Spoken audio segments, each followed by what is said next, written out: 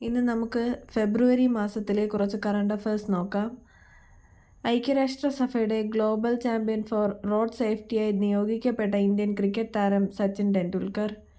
Indian ഭരണഘടനയുടെ article 3 പ്രകാരം 2026 ഫെബ്രുവരി 24 പേരുമാറ്റത്തിന് കേന്ദ്രാനുമതി ലഭിച്ച സംസ്ഥാനം കേരളം. ലക്ഷദ്വീപിലും മിനിക്കോയ് ദ്വീപ് സമൂഹത്തിലുമായി ദക്ഷിണ വ്യോമസേന ആസ്ഥാനത്തിൻ്റെ നേതൃത്വത്തിൽ ഇന്ത്യൻ കോസ്റ്റ് ഗാർഡും സായുധ സേന സ്പെഷ്യൽ ഓപ്പറേഷൻസ് ഡിവിഷനും ചേർന്ന് നടത്തിയ സംയുക്ത സമുദ്രാഭ്യാസം കളരി ലീപ്. ഇന്ത്യയിൽ വിതരണം ചെയ്യുന്ന സൗജന്യ ഗർഭാശയ ക്യാൻസർ വാക്സിൻ ഗാർഡാസിൽ 2027 AI ഇമ്പാക്റ്റ് ഉച്ചകോടിക്ക് വേദിയാകുന്നത് ജനീവ, സ്വിറ്റ്സർലാൻഡ്.